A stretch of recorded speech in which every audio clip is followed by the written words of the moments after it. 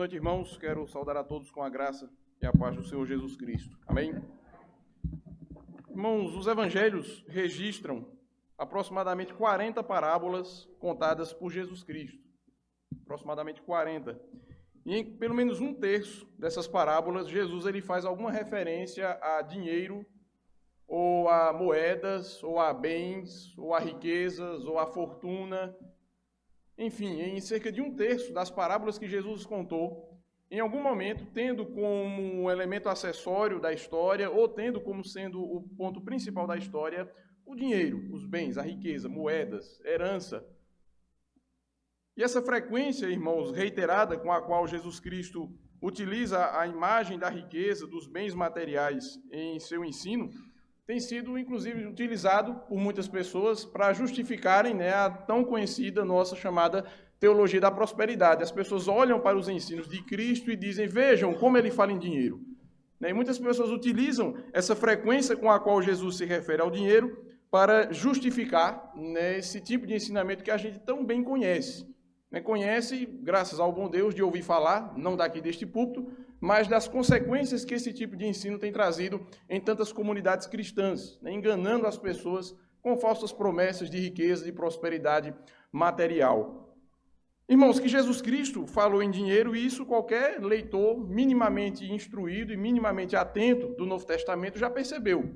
Qualquer pessoa que tenha lido os evangelhos já notou a frequência com a qual Jesus se refere aos bens materiais. Mas a questão é não a frequência com que Jesus isso faz, mas aquilo que o próprio Jesus Cristo falou acerca do dinheiro.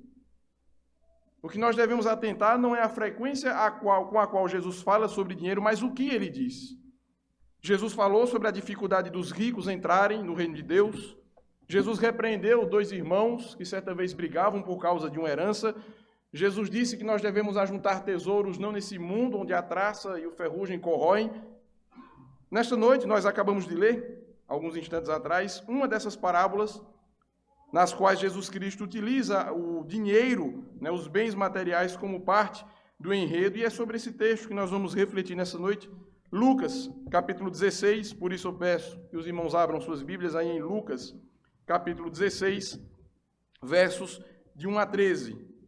Esse é o texto elencado para a liturgia dessa noite, e é sobre esse texto que nós vamos refletir brevemente nesta ocasião. Lucas, capítulo 16, versos de 1 a 13. Nós iremos ver, irmãos, nessa parábola, como Jesus, em primeiro lugar, nos exorta a usarmos de prudência em relação à vida cristã, a necessidade de nós sermos pessoas prudentes, astutas, precavidas, mas também, em segundo lugar, essa parábola vai nos ensinar que uma das formas através das quais a maturidade cristã se evidencia é na relação que o cristão tem com o dinheiro.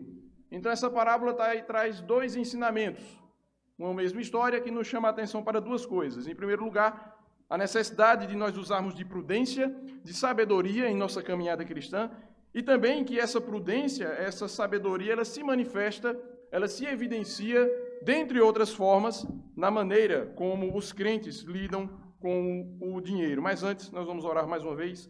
Senhor, nosso Deus e Pai, nós temos aberto diante de nós o Teu Evangelho, a mensagem que Jesus Cristo veio nos ensinar. Reconhecemos, ó Deus, a nossa incapacidade, a nossa inadequação. Reconhecemos, ó Deus, que as Tuas palavras, elas são palavras de vida eterna, mas que precisamos, sim, do Teu auxílio, do Teu socorro, do Teu Espírito Santo, que fale Ele aos nossos corações, porque o Senhor dirá apenas uma palavra e certamente nós seremos salvos. Faz isso em nome de Jesus. Amém. Irmãos, a história que Jesus Cristo nos traz essa noite, ela tem duas personagens. A primeira delas é um homem que é chamado aqui de homem rico, no versículo 1. Disse também Jesus aos discípulos, havia um homem rico. Mas, irmãos, esse homem poderia simplesmente ser chamado de rico, como de fato foi, mas ele poderia ser chamado de muito rico. O texto não nos dá detalhes acerca da sua fortuna, mas há evidências nos versículos 6 e 7 que nos ajudam a tentar imaginar o tamanho da riqueza desse indivíduo. Você pode observar aí, por exemplo, no verso 6, que uma certa pessoa devia àquele cidadão 100 cados de azeite. Isso, transformando em medidas de volume dos nossos dias, equivalem a mais de 3.000 litros de azeite. Imagine aí que dívida. Você deve quanto? Devo 3.000 litros de azeite. É um tipo de contabilidade que a gente não está habituado a fazer, né? Nós dificilmente negociamos em azeite, mas na época o azeite era um produto vital, era um produto de suma importância. E era algo que era tido como uma reserva de valor, né? Se você quisesse fazer uma poupança naqueles dias, você poderia armazenar em azeite e você teria aí uma reserva financeira bastante segura. Numa época em que não havia aplicação de dinheiro a juros com facilidade, não havia instituições bancárias como nos nossos dias, armazenar dinheiro em azeite era uma das formas através das quais as pessoas poupavam dinheiro. E aquele homem devia ao senhor aqui da parábola 3.000 litros de azeite. Percebam que alguém, para ter um credor nessas condições, alguém que tem uma dívida a receber em 3.000 litros de azeite, certamente era um negociante que manipulava, né, que girava em seu comércio, em suas atividades, grandes somas desse produto. No verso 7, nós temos aqui uma outra pessoa que devia dinheiro a esse homem rico, e a sua dívida, diz aqui, era de 100 coros de trigo. Isso equivale ao trigo plantado em 40 hectares. Então, essa pessoa devia 40 hectares em trigo a esse homem aqui da parábola. Percebam, irmãos, por esses indícios, que o homem a quem Jesus se refere como sendo um homem rico, de fato, era alguém que era detentor de muitas propriedades, muitas posses. Era alguém que tinha muito dinheiro, que tinha várias atividades, provavelmente um comerciante, um agricultor, um pecuarista, alguém que lidava com todos esses ramos da atividade econômica. Um outro indício da sua riqueza era o fato da necessidade que ele tinha de um administrador. A sua fortuna era tão grande, os seus negócios eram tão variados que ele não conseguia sozinho gerir tudo aquilo. O que nos leva à segunda personagem dessa parábola, o homem que é chamado aqui de administrador, verso 1. Havia um homem rico que tinha um administrador. A palavra administrador, no grego, roikonomos, literalmente ecônomo, traduzindo de forma ainda mais literal, é um gerente da casa, é uma espécie de mordomo. Era alguém que tinha a autoridade do seu patrão, do seu senhor, para gerir os negócios como ele bem entendesse. Era uma espécie de gerente. Você abre as filiais da empresa, coloca ali um gerente, e o gerente é responsável por praticamente tudo que acontece ali. Claro, ele trabalha sobre determinadas normas, mas ele tem liberdade para fazer o negócio girar, prosperar. Então, esse homem, ele tinha aí a figura do administrador, do ecônomo, alguém que era um gerente, um administrador dos seus negócios. Essa figura, irmãos, na antiguidade era muito comum. A figura do administrador, do mordomo. Quase sempre o mordomo era um escravo que depois de dar várias provas de confiança, de lealdade, de inteligência, esse escravo ele era liberto e era contratado por aquela pessoa como um funcionário. E via de regra, essa pessoa participava nos lucros do negócio. Não raro, ele se tornava, na verdade, um membro da família. Então, esse administrador era alguém da mais estrita confiança daquele homem rico. Era alguém que muito provavelmente fora adquirido como escravo, ou talvez até que nasceu na sua propriedade como escravo, que durante a sua vida deu mostras de lealdade, de sabedoria, de inteligência, e o seu patrão viu aquilo e disse, aquela pessoa, aquele rapaz, ele dá um bom administrador, eu vou libertá-lo, vou dar-lhe a liberdade e vou contratá-lo. Isso era muito comum na antiguidade. Então nós temos essas duas personagens, o homem rico e o administrador, porém, no enredo que Jesus Cristo nos traz, imediatamente um fato novo surge. Jesus diz que, e este, verso 1, lhe foi denunciado, ou seja, foi denunciado ao homem rico como quem estava a defraudar os seus bens. De alguma forma, aquele homem rico tomou conhecimento, e esse tipo de coisa sempre vem à tona, né? O próprio Jesus Cristo disse que não há nada oculto que não venha a ser revelado, e a boca miúda começou a circular na cidade que aquele administrador estava passando a perna no seu patrão, no seu senhor, e de modo que ele, de alguma forma, ele vem a saber isso. Lhe foi denunciado como quem estava a defraudar os seus bens. A palavra defraudar, no grego, tem o sentido de espalhar, né, de esparramar, de despejar. Literalmente, aquele homem estava dilapidando o patrimônio do seu senhor. Como Jesus coloca aqui um sentido pejorativo, era muito provável que aquele homem estivesse desviando o dinheiro do seu patrão para si próprio. Isso chegou ao conhecimento daquele homem rico. No verso 2, nós vemos aqui a reação que ele teve. E então, mandando-o chamar, lhe disse: o que é isto que ouço a teu respeito? Presta contas da tua administração, porque já não podes mais continuar nela. O homem rico, ele toma ciência do que estava acontecendo, provavelmente ele estava munido de provas suficientes, ele chama o seu funcionário e diz, olha, não tem mais como você continuar. Traga aqui os livros, traga aqui os recibos, traga toda a contabilidade, vamos aqui acertar nossas contas, porque você não pode mais continuar no cargo, você não pode mais continuar na administração dos meus negócios. Então, irmãos, aquele homem, ele toma ciência da decisão do seu senhor. É interessante que ele não chamou para conversar sobre, ele chamou para comunicar. Você não continua mais. E aquele homem, ele começa a se preocupar. Verso 3. Disse o administrador consigo mesmo: que farei? Como diria o poeta Carlos Drummond de Andrade, né? E agora, José? O que é que eu vou fazer? Eu gosto de imaginar que enquanto ele ia até o escritório trazer os papéis que o patrão havia pedido, ele pensava consigo mesmo: e agora, como é que eu vou fazer? Finalmente fui pego, fui descoberto, não tenho mais como provar a minha inocência, a coisa está patente, as pessoas na cidade toda já sabem o que aconteceu, o que é que eu vou fazer agora? E ele começa a cogitar as possibilidades. Ele diz: olha, trabalhar a terra eu não posso. Aqui o texto não diz, né? Não diz se ele não podia trabalhar na terra porque era alguém de idade, porque era alguém que tinha alguma limitação física, ou porque era alguém simplesmente que não queria um serviço pesado. Mas ele diz assim: trabalhar a terra eu não posso. Mendigar eu tenho vergonha. As possibilidades daquele homem, irmãos, eram muito poucas, para não dizer nenhuma. Ele não continuaria mais no seu emprego, ele não toparia aceitar um serviço braçal, ele tinha vergonha de virar um pedinte. O que é que ele iria fazer? Mas, irmãos, enquanto aquele homem se encaminhava para trazer os livros contábeis que o seu patrão havia pedido, ele tem uma ideia, verso 4. Eu sei o que farei. Eu sei, né? Parece que ele tem aquele momento de epifania, né? De iluminação, aquela ideia que você tem assim do nada e, puxa, é isso.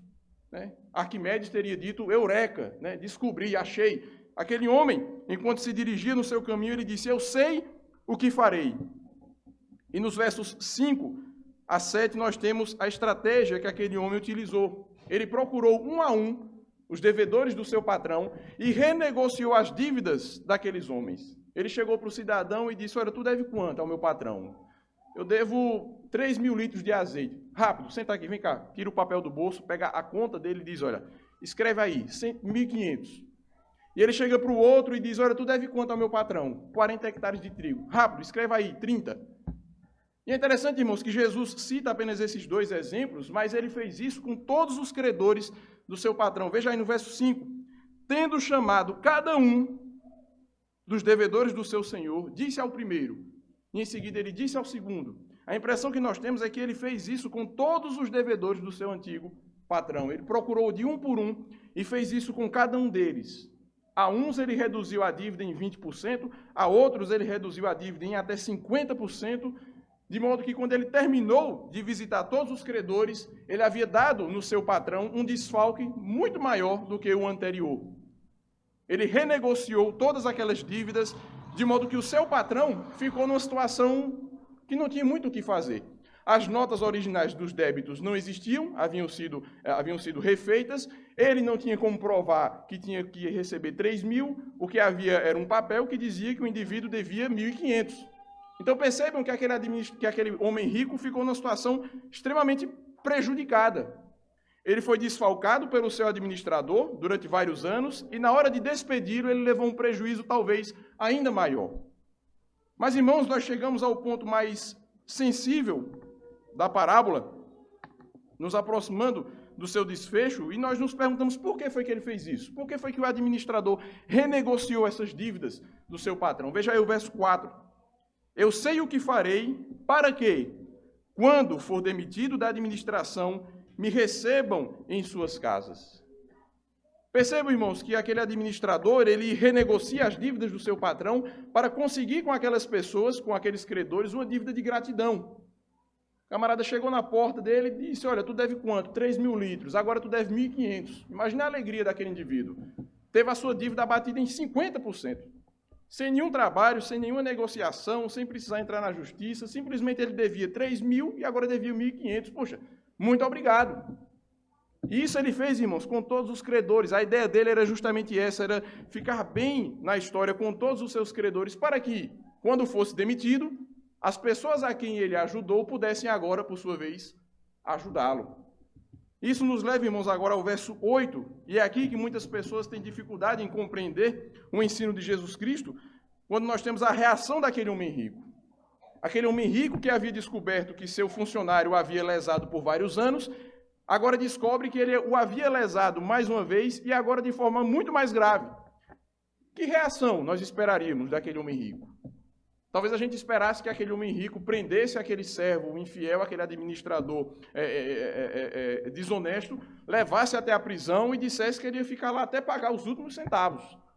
Em outras parábolas, Jesus mostra como o Senhor ata, amarra as mãos e os pés dos seus empregados e deixa lá até que o último centavo seja pago. Talvez nós esperássemos que esse homem rico fizesse isso, mas não. De forma surpreendente, Jesus Cristo faz isso de forma intencional para nos chocar, para chamar a nossa atenção. Veja a reação desse homem rico no verso 8. E elogiou o Senhor, o administrador infiel. Elogiou o Senhor, o administrador infiel. A palavra elogiar aqui, irmão, significa louvar, enaltecer, aplaudir.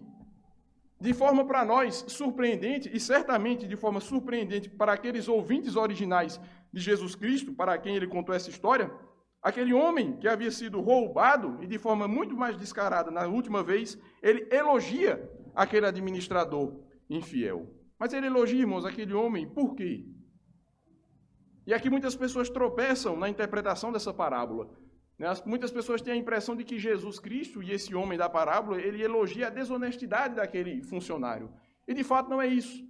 Nós precisamos ter em mente que o procedimento daquele administrador foi totalmente errado. Tanto é que no verso 8 ele é chamado de administrador infiel. Ele errou em todo o seu procedimento, nos anos em que foi gerente, e errou ainda mais no momento da sua saída, quando desfalcou o seu patrão. O que Jesus elogia aqui não é a injustiça cometida por aquele homem, óbvio que não. Mas percebam que o próprio texto nos diz o motivo do elogio. Verso 8. Elogiou o Senhor, o administrador infiel, porque se houvera atiladamente, porque ele agiu de forma astuta, de forma sagaz, de forma prudente, de forma precavida. Foi isso aqui que o homem da parábola elogiou no seu administrador. Embora ele reconheça que foi lesado, embora ele reconheça que sofreu um grande prejuízo econômico, mas ele teve que reconhecer, ele teve que admitir, ele teve que confessar que o seu até então, administrador era uma pessoa extremamente sagaz, era alguém extremamente esperto, diligente. Ele aproveitou a última oportunidade que teve, pensando no seu futuro, pensando no seu bem-estar, ele aproveitou aquele último relance e usou aquilo em seu favor. É isso que o administrador, aliás, é isso que o homem rico elogia, porque ele se houvera atiladamente, de forma sagaz, astuta, prudente, precavida. Certa vez eu passei por uma experiência semelhante. Uma vez eu fui assistir a uma partida de futebol e, além de mim, outras 45 mil pessoas tiveram a mesma ideia, de assistir essa partida de futebol. E a gente chegou na entrada do estádio, no dia de semana à noite, já tarde, quase 10 horas da noite, e os portões ainda estavam fechados e aquela multidão de gente querendo entrar, de repente houve um princípio de tumulto, coisa rápida, 10, 15 segundos de empurra-empurra, então os portões abriram e o pessoal começou a entrar. E aí, quando eu passei a mão no bolso, cadê o celular? Cadê o celular? Não estava mais. Aí eu me virei para Raul, Zé Maria estava na ocasião, eu me virei para Raul e digo, Raul, liga aí para a Natália para avisar que pegaram meu celular. Quando Raul passou a mão no bolso, estava sem celular também. E aí, ali mesmo, no estádio, antes de começar a partida, eu conversava com quem estava nos acompanhando, e eu dizia, mas rapaz, que ladrão esperto. E eu até brincava, dá até gosto você ser roubado desse jeito, porque o camarada fez aquilo de uma forma tão hábil, num intervalo de 5, 10 segundos, ele conseguiu enfiar a mão no bolso da minha calça, que era um bolso fundo, tirou o celular, eu não senti absolutamente nada, fez isso com o Raul, que estava do meu lado. Veja, de fato, é de se reconhecer a habilidade, a destreza dessas pessoas para fazerem o que é mal. É isso que o homem rico da parábola reconhece no seu administrador. Ele elogia aquele homem, ele louva aquele homem porque ele se houvera atiladamente. E Jesus segue a parábola dizendo, porque os filhos do mundo são mais hábeis na sua própria geração do que os filhos da luz. Porque os filhos do mundo são mais hábeis na sua própria geração do que os filhos da luz. Irmãos, e quanto a nós? E aí que nós nos afastamos um pouco da parábola e olhamos agora para nós mesmos. E quanto a nós? É interessante observar que Jesus ele conta essa parábola não para os fariseus. Jesus conta essa parábola não para os publicanos. Jesus conta essa parábola não para os escribas, não para os seus inimigos. Mas veja aí no verso 1, onde diz, disse Jesus também a quem? Aos discípulos. A intenção de Jesus Cristo com essa parábola não era discutir a atitude do homem, se ele foi infiel, se não foi. Claro que ele era um homem mau, desonesto, mas Jesus conta essa parábola para os seus discípulos. A ideia de Jesus aqui era que nós fizéssemos essa comparação. É como se Jesus dissesse: olhem para esse homem que era mau, que era desonesto, que era vil, que era traiçoeiro, esse homem que tinha objetivos meramente mundanos, esse homem que se preocupava apenas consigo mesmo, com o seu emprego, com a sua fonte de renda, com amizades interesseiras que lhe pudessem ser úteis. Esse homem mau, interesseiro, desonesto, traidor, injusto, esse homem utilizou de toda a sabedoria para conseguir os seus objetivos. E é como se Jesus dissesse: e vós? E nós? Aquele homem, esse aqui da parábola, ele agiu de forma astuta, precavida, sábia. Era alguém que tinha um objetivo e era alguém que sabia o que tinha que fazer para chegar lá. E Jesus diz: e vocês? E nós? É interessante que ele fala que os filhos do mundo são hábeis na sua própria geração. E são mais, diz Jesus, do que os próprios filhos da luz. E aí, irmãos, essa é a comparação que nós precisamos fazer. Aquele homem da parábola, o administrador, ele era traiçoeiro, ele havia traído o seu patrão, ele era um homem desonesto, era um homem vil, mau. E nós, irmãos, cristãos, que fomos feitos servos de Jesus Cristo, ao contrário daquele homem que fomos chamados da luz, aliás, das trevas para a luz, que fomos feitos participantes do próprio Cristo, nós que fomos lavados e remidos, o que nós temos feito, irmãos? Aquele homem que tinha objetivos mundanos, que pensava apenas no seu dinheiro, no seu emprego, que pensava apenas em amizades que pudessem lhe favorecer, aquele homem tinha objetivos maus. E nós, que temos os objetivos corretos, e nós que pensamos não apenas nas coisas deste mundo, mas pensamos no mundo por vir. E nós que esperamos o retorno de Jesus Cristo, como cantamos há pouco. Nós temos os verdadeiros objetivos, os objetivos superiores. Aquele homem tinha objetivos terrenos, materialistas, imediatos, e nós, cristãos, temos objetivos muito maiores, eternos. Objetivos que estão muito além de nós e da nossa própria concepção. Aquele homem, um administrador infiel, para atingir os seus objetivos, ele recorreu às artimanhas que ele possuía. Ele recorreu aos estratagemas, aos expedientes, ele falsificou aquelas notas. E nós, irmãos, que temos os meios corretos, nós cristãos, nós temos não apenas os melhores fins, mas temos também os melhores meios. E o que nós temos feito? É isso que Jesus quer chamar a nossa atenção. Jesus disse: olha, aquele homem que era mau, que tinha objetivos maus e que recorreu a meios maus, muitas vezes ele é mais esperto do que nós, que somos homens e mulheres de bem, que somos homens e mulheres que têm objetivos corretos e que somos homens e mulheres que temos os meios apropriados. Se aquele homem, utilizando de tudo isso, conseguiu atingir o seu objetivo, por que nós, muitas vezes, não conseguimos atingir os nossos objetivos enquanto cristãos? É isso que Jesus chama a nossa atenção. O apóstolo São Pedro, na sua segunda carta, ele disse que todas as coisas que nos conduzem à vida e à piedade nos foram dadas em Jesus Cristo. Tudo aquilo que o cristão precisa, irmãos, para levar a sua vida cristã de forma vitoriosa, de forma plena, de forma soberana, tudo que nós precisamos para sermos cristãos neste mundo já nos foi dado em Cristo. Não precisamos, irmãos, de artifícios, não precisamos de estratégias, de métodos mirabolantes, não precisamos de cerimônias espúrias, não precisamos de um copo d'água, de uma rosa, de sal, não precisamos de areia do Rio Jordão, aliás, de areia do Sinai e água do Jordão, ou é água do Sinai e areia do Jordão, enfim. O apóstolo Pedro diz que todas as coisas que conduzem à vida e à piedade já nos foram dadas em Cristo Jesus. Nós temos os objetivos excelentes e temos os meios excelentes. O nosso catecismo chama esses meios de graça. O pessoal da classe da mocidade já deve estar cansado de ouvir isso. Nós temos enfatizado isso no estudo do nosso catecismo. Os meios de graça são os meios que o próprio Deus constituiu para que nós, cristãos, recebêssemos, assim, a graça de Deus, o seu consolo, a sua força, para que nós possamos, irmãos, permanecer em pé nesse mundo, esse mundo que conspira contra Cristo e contra a sua igreja. Esse mundo que conspira contra Cristo e contra a sua igreja. Os filhos do mundo são mais hábeis na sua própria geração. Quando nós olhamos, irmãos, os filhos deste mundo, quando nós olhamos a agenda que o mundo tem contra Cristo e contra a sua igreja, nós observamos que, de fato, eles são muitas vezes mais hábeis do que nós. E nós nos perguntamos como é que a maldade consegue avançar nesse mundo com tanta rapidez, com tanta eficiência. Sabe por quê? Porque os filhos deste mundo são mais hábeis do que os filhos da luz. Existe uma agenda posta contra a igreja, contra Jesus Cristo, contra a sua igreja, contra nós. E essa agenda, irmãos, ela é implementada de forma extremamente eficaz. As pessoas têm foco. O objetivo deles é um só. É afastar Deus do mundo e afastar o mundo de Deus. E eles utilizam para isso o poder econômico, eles escravizam as populações através da dívida, através da inflação.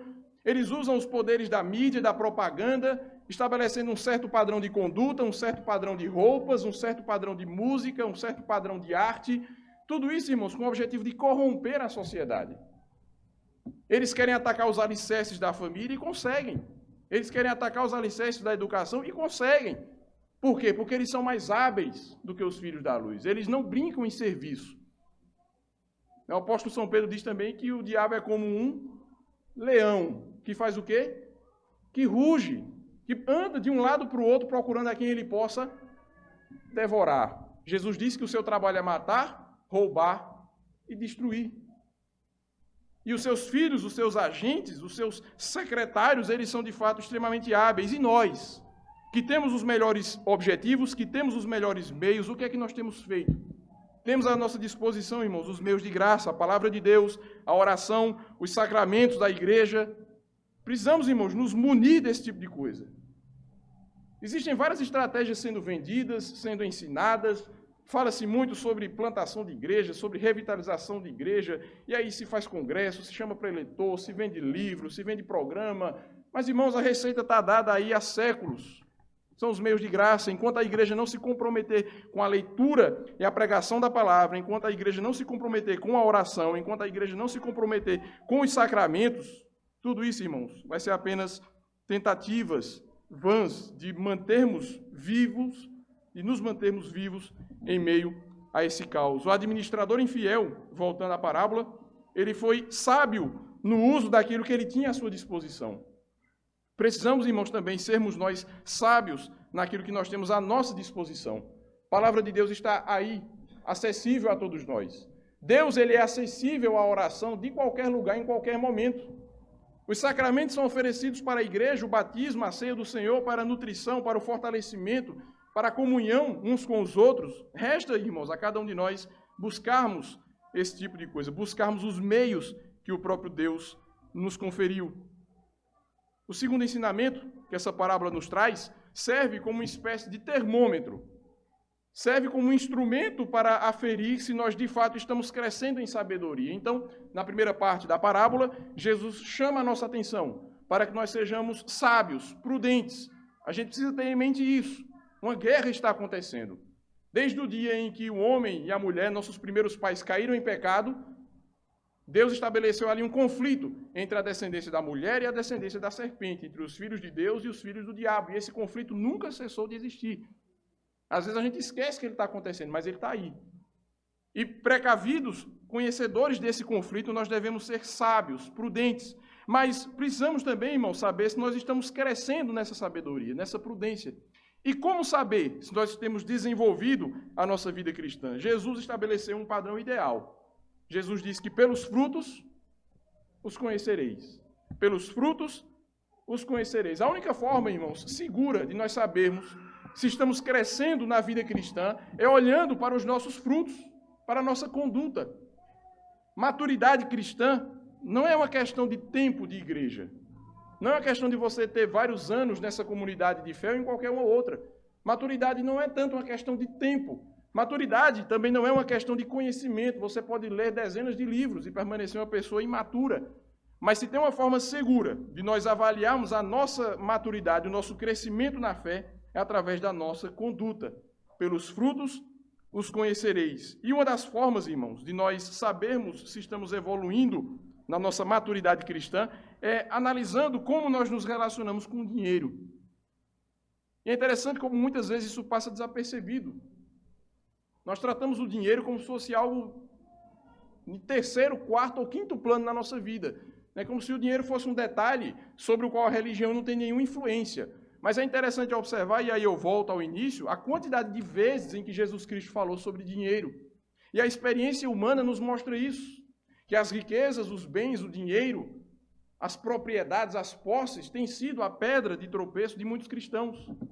O apóstolo Paulo diz que muitos têm naufragado. Ele mesmo disse que o amor ao dinheiro é a raiz de todos os males. E não poucas vezes a prosperidade, a riqueza, a ascensão social faz com que muitas pessoas deem as costas ao Senhor. Por isso que o cristão deve estar atento no seu relacionamento com o dinheiro, e é esse ensinamento que Jesus traz no contexto dessa parábola. Em primeiro lugar, o cristão ele deve ser caracterizado como alguém que é generoso. Versículo 9. E eu vos recomendo, das riquezas de origem iníqua, fazei amigos, para que quando aquelas vos faltarem, esses amigos vos recebam nos tabernáculos eternos. Jesus passa a tirar, irmãos, dessa parábola que ele contou, algumas aplicações, alguns ensinamentos práticos, e é como se Jesus dissesse, olha, se vocês estão crescendo em prudência, se vocês, à semelhança daquele administrador, estão sendo sábios, precavidos, prudentes, astutos, se vocês estão nesse mundo espertos e não dormindo, uma das evidências disso é que vocês serão pessoas generosas. Versículo 9. Eu vos recomendo, das riquezas de origem iníqua, fazei amigos. Essa expressão, riquezas de origem iníqua, não significa dinheiro obtido mediante fraude ou desonestidade. E confesso que essa é a primeira impressão que o texto passa. Só que, evidentemente, aí o contexto da Bíblia como um todo nos mostra que desse tipo de dinheiro o cristão deve correr. Quando Jesus diz aqui riquezas de origem iníqua, ele não está dizendo aqui o dinheiro sujo, o dinheiro obtido com corrupção, com fraude, com engano. Por quê? Porque esse dinheiro não deve nem passar perto de nós. Quando Jesus fala riquezas de origem iníqua, ele está se referindo ao fato de que o dinheiro, os bens, eles são coisas ligadas a essa terra. E que este mundo, como ele mesmo disse, jaz no maligno. Então é como se Jesus dissesse o seguinte, olha, usem a riqueza deste mundo incrédulo para fazerem amigos. O dinheiro que nós obtemos através do nosso trabalho é um dinheiro justo, é um dinheiro honesto. Mas ele permanece sendo o quê? Dinheiro. E quando nós morremos, nós levamos quanto desse dinheiro conosco? Nada. É por isso que Jesus diz, olha, esse dinheiro pertence a esse mundo. Mesmo que você tenha obtido ele honestamente, mesmo que seja fruto do suor da sua testa, mas ele continua sendo dinheiro. Usem este dinheiro para fazer amigos. E Jesus diz, para que quando aquelas vos faltarem, as riquezas, esses amigos que você fez, vos recebam nos tabernáculos eternos. Aqui Jesus, irmãos, ensina a generosidade. O cristão é aquele que usa o seu dinheiro para ajudar o próximo. O cristão é aquele que dá esmola. O cristão é aquele que ajuda o necessitado, é aquele que socorre o irmão da igreja que está desempregado. O cristão é aquele que sustenta os seus pais, os seus avós na velhice. O cristão é aquele que socorre as necessidades da igreja, que sustenta o trabalho da igreja, que financia a obra missionária. O nosso dinheiro, irmãos, é para isso. Fazei amigos das vossas riquezas de origem iníqua. E é interessante que Jesus traz aqui uma ideia para que quando as riquezas vos faltarem, e um dia elas faltarão, quer seja porque você pode ficar miserável aqui, quer seja porque você vai morrer e não levar nada, mas Jesus diz que quando essas riquezas vos faltarem, esses amigos, quais? Aqueles que você fez durante a sua vida, ajudando, socorrendo, auxiliando, para que eles vos recebam nos tabernáculos eternos. A ideia, irmãos, de que nós compramos com o nosso dinheiro terreno amigos que estarão conosco para a eternidade. Compramos no bom sentido, claro. Não como o administrador comprou, fazendo aqueles favores escusos, né, aquelas negociatas, mas usando o nosso dinheiro de forma generosa, nós ajudamos essas pessoas e esperamos um dia encontrá-las, como diz Jesus Cristo, nos tabernáculos eternos. Eu gosto muito de pensar nisso em termos de missões. Aquelas ofertas missionárias que você dá durante todo mês, durante vários anos, durante décadas, a gente não faz ideia de quantas pessoas são abençoadas por esse dinheiro. Talvez as pessoas que receberam a visita de um missionário e se converteram, mas quem mandou aquele missionário? O apóstolo Paulo disse, como irão, se não forem enviados? Se ele foi, é porque alguém enviou. Aquela Bíblia que alguém recebeu lá dos Gideões e lendo aquele livro se converteu, Quem sabe se aquilo não foi a oferta que eu dei, se foi a oferta que essa igreja levantou. Talvez nós encontraremos pessoas na eternidade que dirão, eu estou aqui graças a você. Porque você financiou o missionário, porque você enviou uma oferta para a junta de missões, porque você sustentou o ministério dos Gideões. Usemos, irmãos, o nosso dinheiro para fazermos amigos e esperemos encontrar esses amigos nos tabernáculos eternos. Em segundo lugar, o cristão, segundo Jesus Cristo, ele é caracterizado não só pela generosidade, mas também pela honestidade. Versos 10 e 11. Quem é fiel no pouco, também é fiel no muito. E quem é injusto no pouco, também é injusto no muito.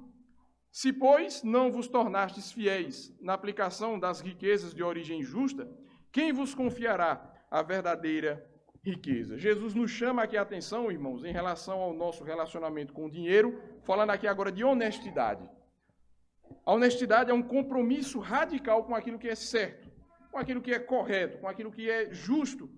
E para isso, irmãos, não existem valores. É interessante que Jesus diz, olha, quem é fiel no pouco, também é fiel no muito. E o inverso é verdadeiro. Aquele que é infiel no pouco, ele também será infiel no muito.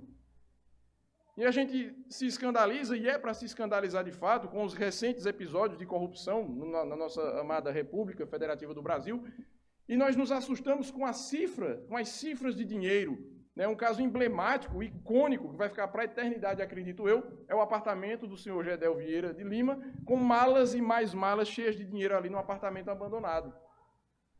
Aquela imagem ali simboliza, toda uma década e mais de corrupção, malas e malas de dinheiro guardadas num apartamento.